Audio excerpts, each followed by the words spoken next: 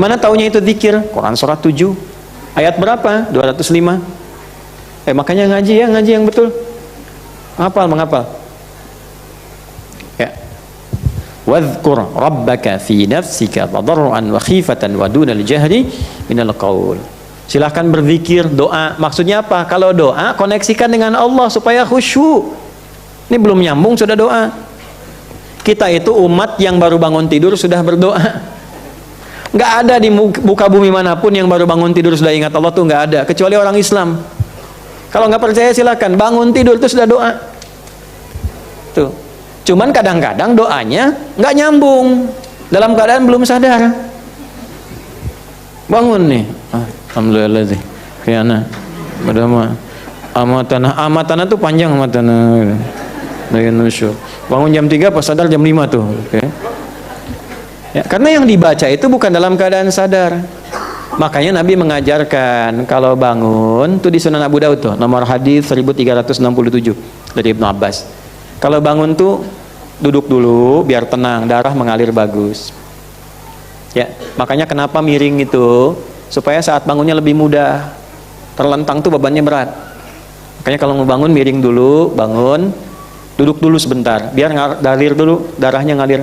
Setelah itu hilangkan bekas ngantuk dengan tangan yang bersih. Nanti ada hadis lain. Kalau Anda bangun dari tidur, cuci tangan itu yang diduga kotor karena Anda tidak tahu kemana tangan itu berkelana saat tidur.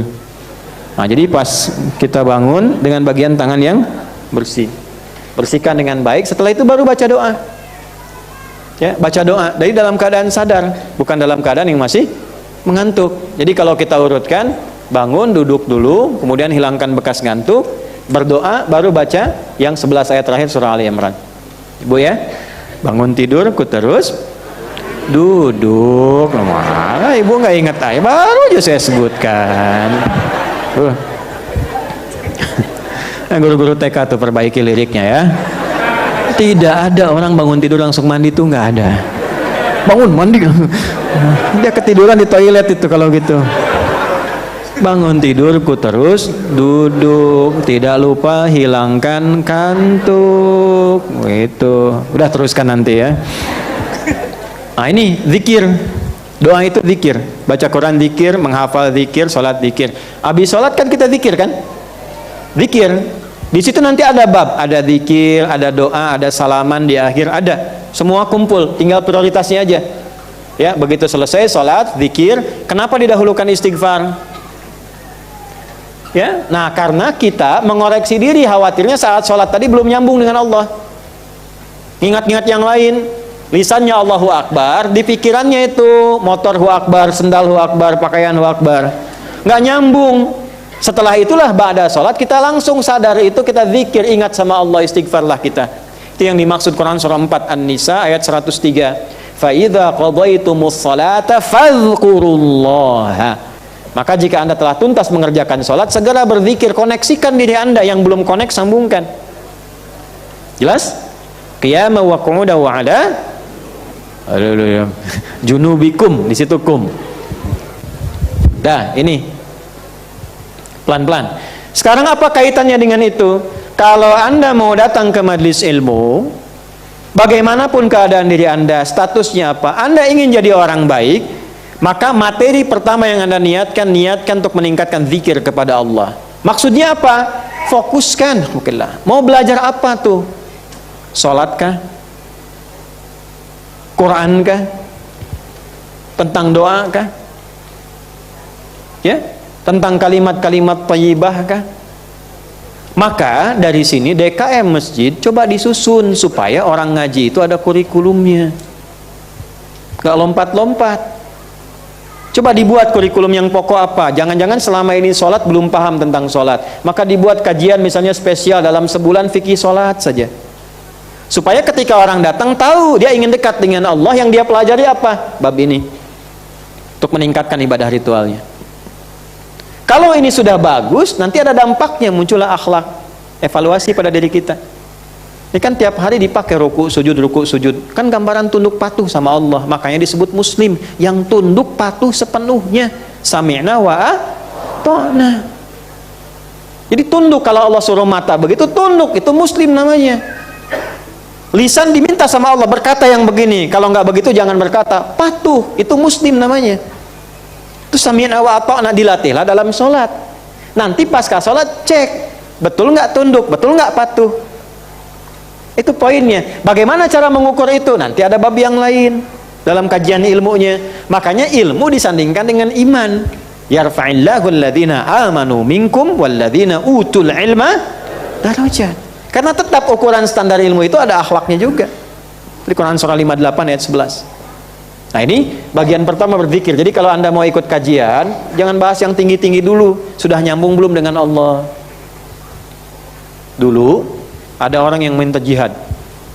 Pengen berangkat. Turun ayat tuh sederhana, perbaiki dulu sholatmu, kata Allah tuh. Gitu. Perbaiki sholatmu. Belum nyambung dengan Allah, sudah ingin tampil. Ya, nggak sekolah pengen ikut ujian gitu, kan repot tuh. Supaya menjaga hatinya, meluruskan dengan baik dan sebagainya. Ini latihan. Nanti dampaknya banyak. Sholat tuh cabangnya banyak. Ke pribadi, ke keluarga. Keluarga tuh sebagai anak, sebagai suami, istri, ayah, ibu, nenek, kakek, kerabat, banyak sekali. Belum kalau dengan Quran. Kalau sudah jadi Quran tuh, wah indah. Tidak ada satupun pelajaran terkait Quran kecuali semuanya keindahan. Anda mau ngaji tajwid, ya, mau ngaji tahsin, semuanya indah. Kalau benar-benar belajarnya ya dengan pemahaman. Saya tuh agak kurang cocok kalau belajar cuma sekedar hafalan. Walaupun itu nggak salah. Biasanya kami suka turunkan. Misal, kalau pembahasan huruf nih, huruf ya, huruf itu bukan sekedar kita bisa mengucapkan huruf, tapi kalau benar kita bisa kuasai itu dengan jalan keluar hurufnya, kita telah menguasai semua sumber suara yang berpotensi dikeluarkan dalam diri kita. Dampaknya apa? Mau menguasai bahasa apapun lebih mudah dan cepat. Itulah rahasianya kenapa ahli-ahli Quran di zaman Nabi itu hitungan hari menguasai bahasa asing. Ada yang menguasai bahasa Persia cuma 3 hari. Karena semua sumber suaranya sudah dikuasai. Ya, makharijul huruf, tempat keluarnya suara yang ada 17. Dibagi ke dalam 5 bagian pokok. Ya, jadi kalau kita bisa keluarkan dengan baik, misalnya di sini ada A dengan H, itu di sini adnal halaq. Naik sedikit ke sini ada H dengan Ain, H dan A. Di sini naik lagi ada Kha dengan Gha. Nanti ke atas tuh ada Qaf, ya. Kemudian ada Kaf, terus sampai ke Ba. Ke depan Waw dengan Ba, ya. Ke depan ini Mim, Waw dan Ba, dia keluar. Tinggal tambah dengung. Kalau semua itu bisa kita kuasai dan dengan benar cara mengucapkannya, itu bahasa apapun mudah karena semua suara sumbernya dari situ. Itu diantaranya. Ya makanya orang dulu itu begitu ketat a gitu kan, itu sampai a terus. Anda asal tahu huruf, kalau harokat gampang Bu, rumusnya sederhana. Ayu apa? Itu aja.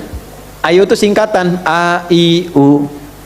Kalau di atas agak miring pasti a, kalau di bawah miring pasti i, kalau ada bulatan ada ekornya pasti U. Itu aja. Kalau huruf apa? A miring gini, A.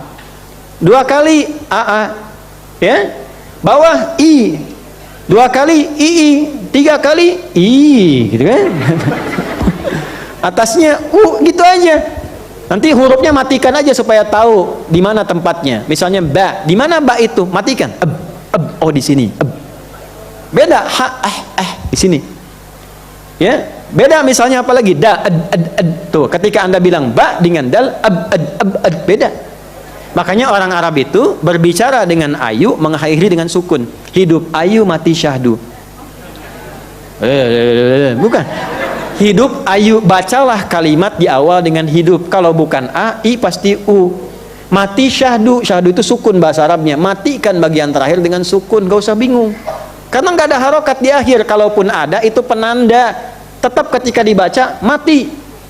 Sekalipun Al-Quran Bismillahirrahmanirrahim, ujungnya mi pakai i, tapi kalau Anda baca berhenti di situ mati, sukun, syahdu. Bismillahirrahmanirrahim, mati. Nggak ada yang hidup semuanya kecuali disambung lagi. Bismillahirrahmanirrahim, alhamdulillahirabbil alamin, mati. Nggak ada orang baca Quran saat berhenti hidup tuh nggak ada. Bismillahirrahmanirrahim, nggak ada, pasti nggak ada. Ya, Nah itu ngaji Quran begitu tuh nikmat. Mau ke anak-anak, mau dibikin harakat, mau dibikin saling kenal. Dulu kan kita ngaji begitu tuh. Ya, saat-saat belum ada Google, ya, saat orang belum banyak pasang status, saat belum banyak ibu-ibu menantikan komen, kan? Ya kan? Foto foto lam doma lu apa lu, ya, banyak lah.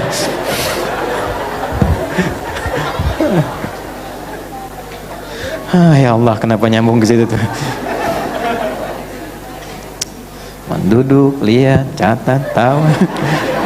Suk surga, Masya Allah. Antum kurang nikmat apa lagi hidup tuh? Masih ada waktu? Masih ada.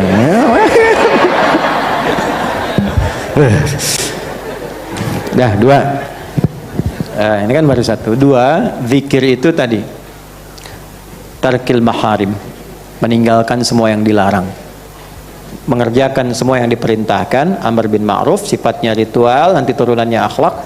Makanya dibagi lagi, nanti ada akidah, turun ke ibadah, dipraktekkan dalam muamalah, dihiasi dengan akhlak. Nah, di antara bentuk zikir yang kedua adalah tarkur maharim, meninggalkan yang dilarang. Nahyu anil munkar, itu bentuk zikir. Jadi ketika, maaf, Anda meninggalkan sogokan, ada yang nyogok, Anda tolak, ya, menghindari korupsi, itu sedang berzikir, ada pahalanya. Jangan dikira pahala itu pada sholat saja, tidak. Ya, menahan amarah, kadhiminal ghaidha wal afina 'anil nas, itu ada pahalanya. Dan ada masa-masa meninggalkan maksiat itu lebih besar pahalanya dibandingkan mengerjakan ketaatan. Misal, maaf ya, sekarang ini kan peluang bermaksiat tinggi sekali. Ketika Anda berjuang, ribat, menjaga diri kita supaya tidak terikat dengan maksiat, itu pahalanya melimpah di saat-saat tidak mudah menghindari maksiat. Ya, ini handphone tuh yang dibawa-bawa kan, belum tentu ketika antum melihat tuh semuanya kelihatan baik. Muncul iklan yang nggak baik, muncul macam-macam dan sebagainya kan, ikut algoritma kan.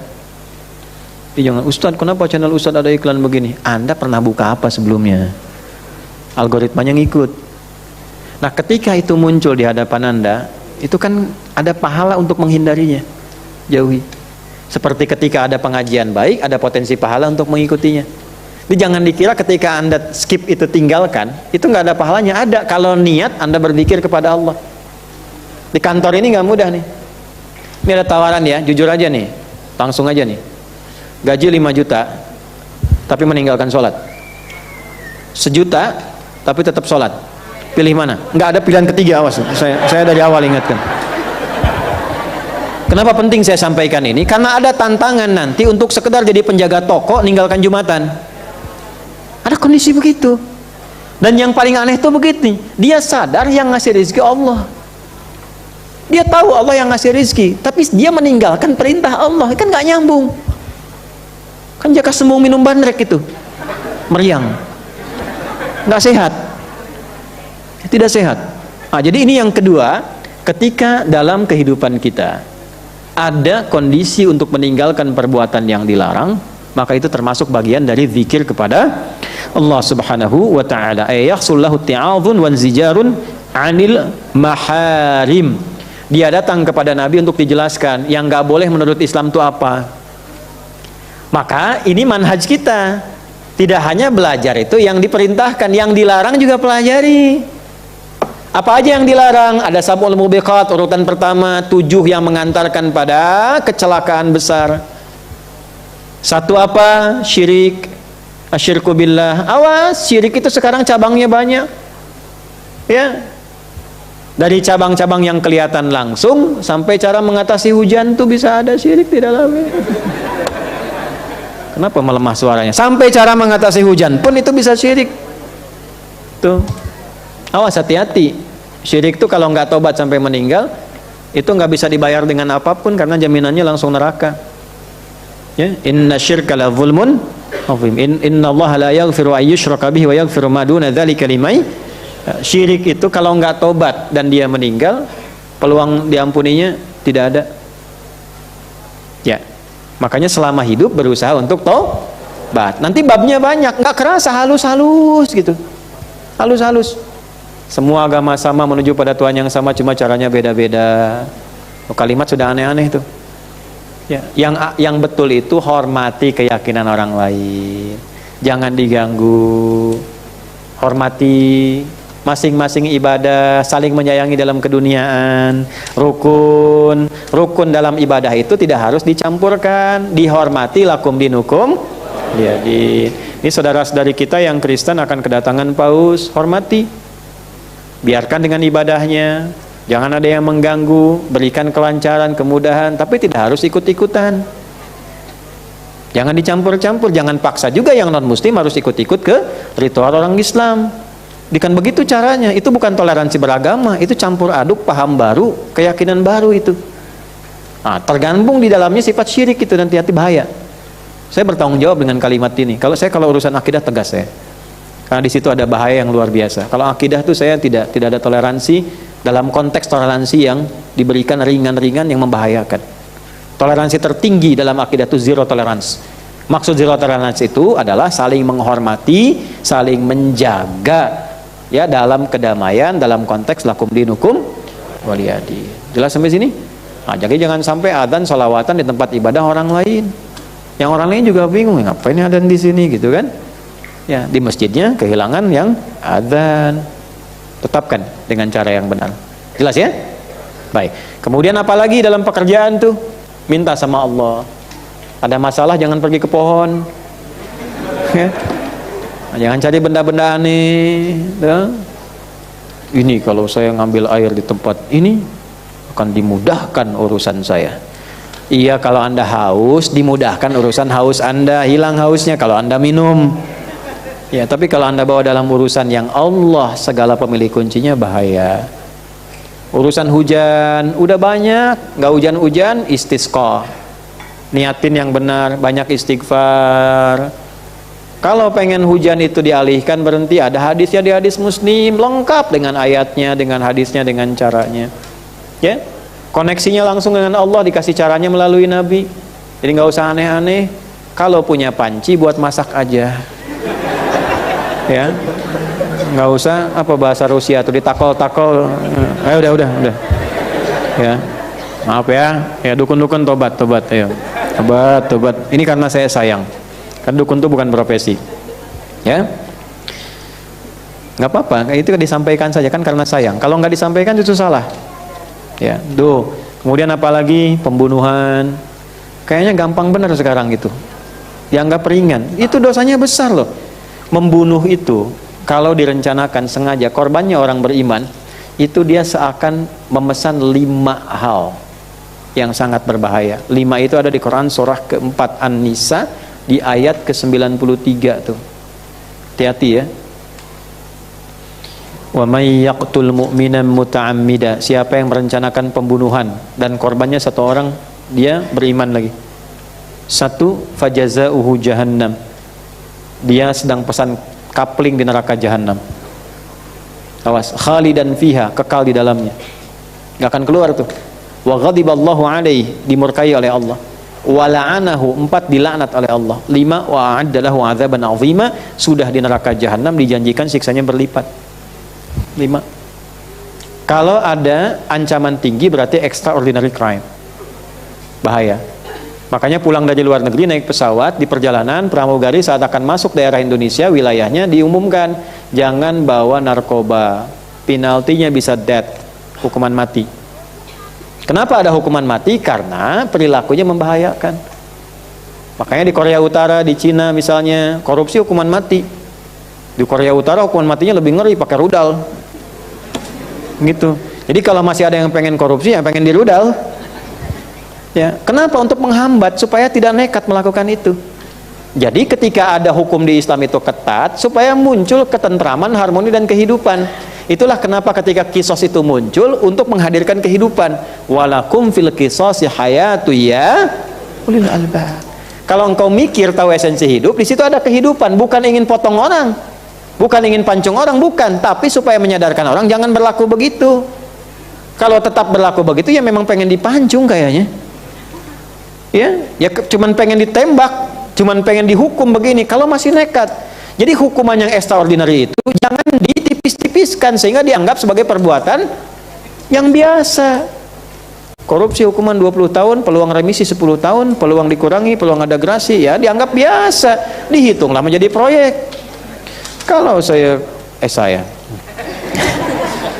kalau si fulan ini korupsi 300 miliar, maka akan masuk penjara, udah dihitung dulu 20 tahun, ada remisi, kemungkinan ini 20 jadinya 8 tahun. Biaya untuk tinggal 8 tahun di situ segini. Oh, dari 300 kepake 100, untung 200. Untung disebutnya tuh. Jadilah korupsi sebagai proyek. Ini dipotong nanti nih gitu ya. Video nih. Ini kan bahaya. Makanya ini kita belajar tarkul ma'asi, zikir, datang ke pengajian supaya dekat dengan Allah, ibadahnya naik, maksiatnya hilang. Makanya muncul fikih-fikihnya. Boleh di masjid kaji fikih bisnis. Yang hadir yang pebisnis, pedagang, supaya ngaji. Yang dilarang itu apa? Apa itu riba? Kenapa nggak boleh riba? Jenis riba apa? Dampak riba ke pribadi apa? Ke rumah tangga bagaimana? Di akhirat seperti apa? Dipelajari. Cara berbisnis tanpa riba bagaimana? Kumpul, bikin ekosistem, ya, bikin kelompok teman-teman yang pengen bekerja dengan baik. Nanti kalau itu jadi baik, ribanya hilang, semua jadi baik. Apa bahayanya menipu? Apa bahayanya berdusta? Mau online mau offline tetap nipu. Itu bahayanya apa? Itu dampaknya banyak loh. Harta-harta yang haram dan sebagainya itu ada. Keperilaku berpengaruh. Nah, kalau kita mengaji seperti itu, dijaga dari maksiat jadi baik, terkoneksi dengan Allah jadi mulia. Itu yang dimaksudkan tuh itu. Itulah yang dilakukan Abdullah bin Abi Umi Maktum. Datang kepada Nabi dengan niat jadi orang baik, pengen belajar tambah ilmu, pengen belajar tambah taat, menghindari maksiat. Sempurna. Nah, tinggal yang ketiga ini. Puncaknya pada yang ketiga, kita akan bahas di pertemuan berikutnya. Kan ayatnya baru sampai situ tadi dibacanya. Aw yadzakkaru fatanfa'ahud. Nah, cuma yang kedua ini harus pakai iman. Saya ulangi, yang kedua harus pakai apa? Karena nggak mungkin orang mau ngaji begini kalau nggak ada iman. Dari mana taunya? Az-Zariyat ayat berapa? 55. Wa dzakkir fa inna dzikra tanfa'ul mu'minin. Ingatkan dengan zikir karena hanya zikir yang bermanfaat bagi orang beriman. Nah, semoga kita digolongkan pada orang beriman itu. Oke? Evaluasinya 1 sampai hari ini kita mengaji, mari saling berevaluasi. Jadi lebih baik. Ya. Jadi lebih baik, lebih mulia. Kemudian mohon maaf, saling mendoakan ya. Karena saya juga sama. Banyak kekurangan, saya minta maaf. Saya itu yang paling saya takut begini. Anda itu kan ngaji di sini untuk kenal Allah, cari akhirat. Yang paling saya takut itu justru saya yang gagal, hanya mencari dunia. Maka perjuangannya tidak mudah. Ya, tolong doakan supaya ditanamkan keikhlasan, kekuatan dan sifat-sifat yang baik di dalamnya. Itu satu. Yang kedua, materi kita tetap kita runtutkan supaya terkurikulum dengan baik ya. Kalau saya ajarkan, mohon maaf karena saya ngambil referensi agak banyak dari tafsirnya. Nanti mungkin ada rekaman-rekaman ini, boleh jadi besok lusa nanti bisa dibukukan supaya jadi paduan yang lebih terukur ya. Jadi kalau bawa paling poin-poinnya saja. Ya mudah-mudahan nanti bisa disempurnakan. Kemudian ini ada rombongan dari Tegal, Masya Allah. Mana wong Tegal? Di luar. Berapa ini satu bus? Perwakilannya mana? Yang dari Tegal mana Tegal? Tegal Lega atau Tegal itu? Ada, betul ada nggak? Oh, kertasnya aja. Ada di luar? Ada. Oh, baik. Antum berapa? Satu bis? Satu bis. Laki-laki perempuan? Aksar perempuan. Takalam Arabiyah? Nah? تخرجت في غندر تتكلم عربية ما شاء الله. ساعة كم من تقل؟ ما شاء الله. إذن هنالك إخوة من تقال أتوا هنا في الساعة 9. هم ما شاء الله جاءوا من تقال وصل الساعة 9 امبارح من هناك وصل هنا للانضمام معنا إن شاء الله في هذه المناسبة مباركة. أتمنى إن شاء الله الرضا من الله سبحانه وتعالى. Ya, amin.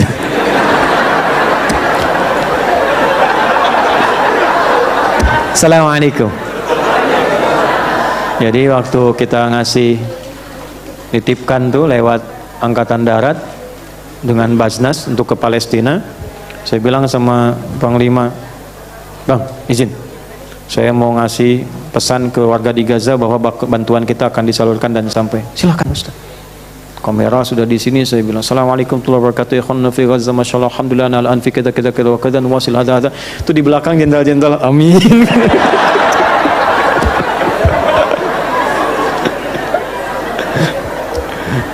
Lalu pulang kita ngobrol ketawa, Bang, saya bukan sedang berdoa, baik-baik, alhamdulillah. Ya, TNI baik, Polri juga masya Allah sekarang sudah mulai menghafal Quran. Tegal, 1 bis ya. Baik, mana staf saya? Mas, ini tolong ini nanti biaya bisnya diganti ya, dicatat ya. Ya, pulang, kasih. Baik, ada lagi? Udah. Ini ada 2 menit. Saya ingin bertanya soal harta. Saya pernah memberikan jam tangan kepada orang tua saya. Uangnya saya peroleh dari cara yang tidak halal. Sekarang saya sudah hijrah, apa yang harus saya perbuat dengan jam tangan dan sisa harta yang peroleh dengan cara tidak halal tersebut? Pertama, alhamdulillah Anda diberikan oleh Allah kesadaran yang mendalam untuk mengoreksi itu semua. Yang kedua, kalau ada hartanya beli jam tangan yang sama, hadiah kan, Pak tuker ya yang itu sama yang ini. Kenapa, kan sama aja? Iya, tapi ini lebih baru, saya lebih senang ngasih yang baru dibandingkan yang lama, lebih bagus. Oke. Ya, tidak harus menyebut itu haram Pak dulunya. Ya, itu namanya ilmu hikmah. Quran surah ke-16 ayat 125. Ud'u ila sabili rabbika bil hikmah. Jelas sampai sini? Baik. Kalau sudah jamnya sebetulnya baik-baik saja, cuman pekerjaan Anda yang melahirkan jam itu jadi bermasalah. Dan jangan dihancurkan jamnya, haram nih gitu. Tidak. Ya, Anda bisa misalnya alihkan kembali, ya, bisa dialihkan dengan misal taruhlah dijual, hartanya digunakan bukan untuk yang dimakan.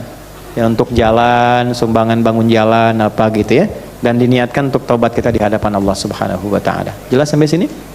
Baik. Apalagi ya? 1. Saya mohon maaf yang kemarin itu karena saya tuh 6 pekan belum berhenti dari dulu kita terakhir di sini itu. Ya, jadi kemarin yang dibawa itu belum ada jeda untuk dilihat.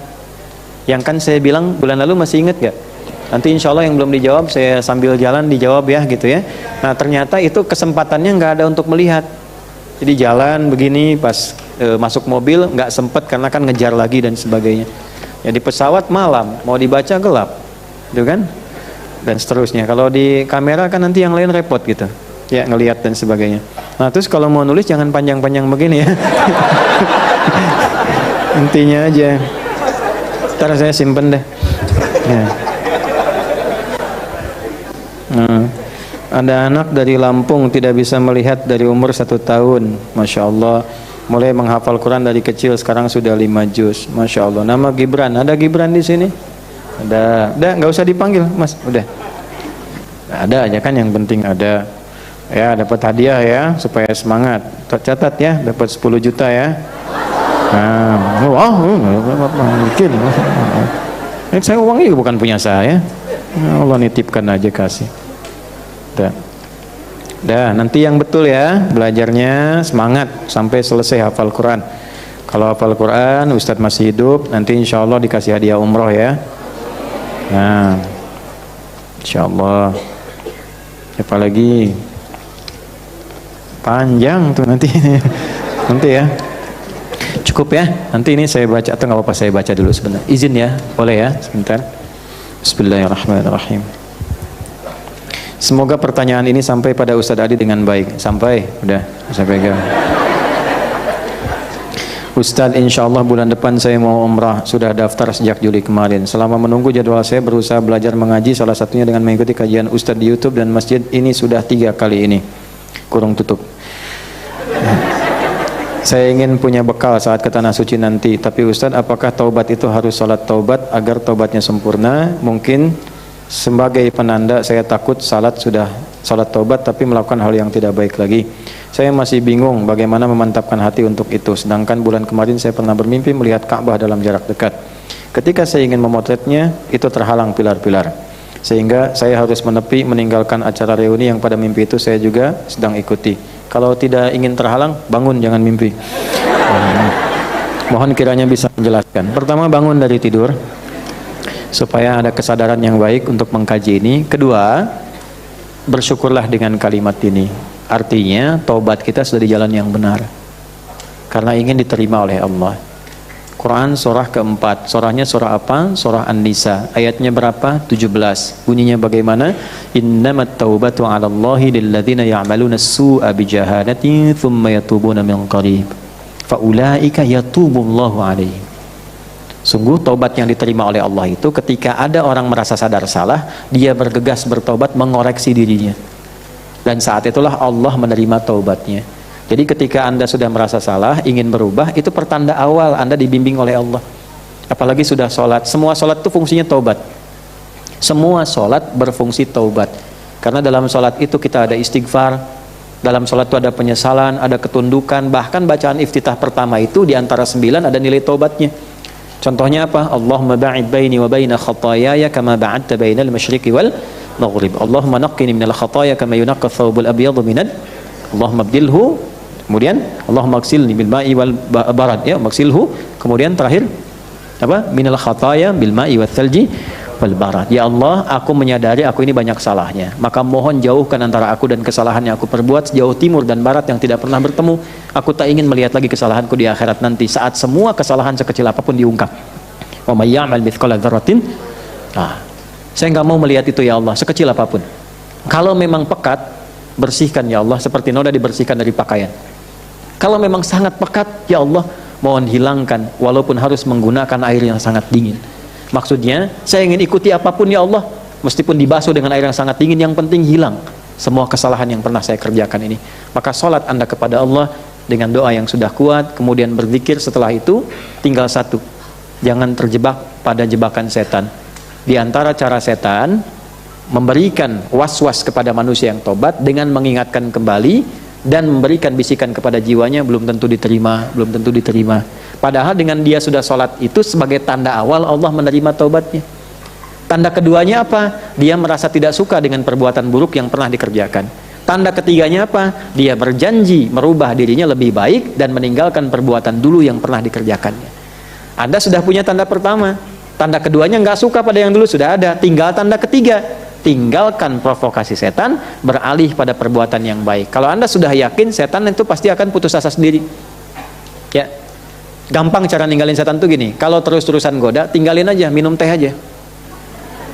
Ya betul. Saya ajak bicara sama diri saya. Kalau sudah kita ngerjain sesuatu, lagi ngerumuskan fatwa ini, setan ganggu. Ganggu. Saya tinggal minum teh. Minum teh aja. Ayo ganggu. Kita ajak ngobrol diri kita tuh. Ayo ganggu. Udah nggak ada, nulis lagi gitu. Ya nggak apa-apa, memang nggak lucu juga gitu. Tapi kan kita yang merasakan sendiri. Ada bagian-bagian tertentu kita mengajak kepada diri kita untuk bicara. Ulama-ulama besar dulu begitu. Hei nafsu, engkau ini masih mau goda aku, sedangkan aku sedang mendekati Allah dalam ketaatan. Apa kamu nggak tunduk sama Allah? Jangan dulu buka sekarang, nanti. Jangan makan yang ini, tahan. Itu dulu latihan tuh begitu, ada riyadhahnya. Nah, latihan-latihan itu terasa ringan, tapi ada sanadnya. Sanad bersin, dari yang pemula sampai yang serius itu ada. Tadi kan banyak yang bersin tuh. Ada, ngaji deh yang lengkap di hadis Muslim nomor hadis 537. Rawinya siapa? Muawiyah. Anaknya siapa? Hakam. Marganya apa? As-Sulami. Muawiyah bin Al-Hakam As-Sulami. Baru masuk Islam, awal-awal ngaji, baru taunya fikih sholat biasa, belum tahu intinya bagaimana. Baru tahu kalau orang bersin jawabnya rahamukallah. Jamaah yang lain juga belum tahu umum, baru awal-awal. Begitu Nabi sholat, kata beliau, tadi kan kalimatnya, baina ana usolli ma'an Nabi sallallahu alaihi wasallam, ketika saya sholat bersama Nabi jadi imam, ada yang bersin jamaah. Saya refleks jawab, yarhamukallah, dalam sholat. Ya kan? Jamaah yang lain langsung nengok begini. Ya. Terus menepuk paha mereka, ngasih tanda. Maksudnya apa? Jangan ngobrol gitu. Nah, kejadian itu ada di masa Nabi. Antum kalau nggak ngaji begitu nggak tahu kan ada yang begitu juga. Itu nanti ditetapkan oleh Allah sebagai fikih. Boleh jadi di masa depan ada yang begitu. Baru masuk Islam, baru belajar misalnya, atau baru awal-awal hijrah belajar, sholat. Kan ada yang bersin, atau bahkan imamnya. Bismillahirrahmanirrahim. Hasin, alhamdulillahi rabbil alamin. Yarhamukallah, ya kan? Kan nggak begitu. Tapi yang indah apa? Semua ketika ditepuk diam, begitu selesai sholat, Nabi langsung bilang. Nah, komentar Nabi ini yang kemudian menjadikan sesuatu yang dikenang. Kata Muawiyah ini, saya tidak pernah mendapati sosok pengajar terindah, muallim seperti Rasulullah. Nabi membuat kalimat umum, menatap semuanya dengan mengatakan, kalau sedang sholat, kamakala, tidak baik berbicara di luar sholat. Hendaknya kita fokus. Terus senyum ke semuanya itu. Jadi yang salah tidak merasa dipersalahkan, yang belajar tidak merasa digurui. Nah, itulah tadi tazkiyah tadi. Nanti kalau kita bisa maksimalkan, insya Allah baik. Saya tidak punya apa-apa, ya, hanya menyampaikan apa yang Allah titipkan. Kalau ada ilmu sampaikan, ada apa sampaikan. Tapi jangan dijadikan sebagai acuan. Maksudnya begini, jangan sampai kan ada sehari kadang 1000 tuh masuk permintaan.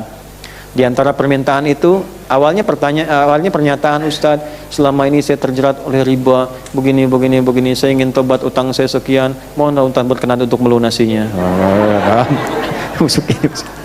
Nah, kalau yang gitu datang ke Baznas ya, Baznas, ke masjid dan sebagainya. Kalau ada, alhamdulillah, insya Allah. Kalau tidak ada, mohon dimaklumi. Kita berbagi dalam kebaikan, saling menjaga, insya Allah. Maafkan saya, itu yang bisa saya sampaikan. Semoga Allah berikan kemuliaan dan semoga kita dijaga oleh Allah sampai kita berpulang dalam kebaikan. Allahumma taqabbal minna innaka antas sami'ul alim wa tub 'alaina innaka antat tawwabur rahim. Allahumma faqihna fid din wa 'allimna at-ta'wil. اللهم اجعلنا من أهل القرآن واجعل القرآن صحيبا لنا في الدنيا وشفيعا لنا في الآخرة يا أرحم الراحمين اللهم اجعلنا من المخلصين أخلص نيتنا يا أرحم الراحمين الحصول على رضاك كما تحب وترضى وصلى الله على سيدنا محمد وعلى آله وصحبه أجمعين وآخر دعوانا سبحانك اللهم ربنا وبحمدك نشهد أن لا إله إلا أنت نستغفرك ونتوب إليك والحمد لله رب العالمين السلام عليكم ورحمة الله وبركاته.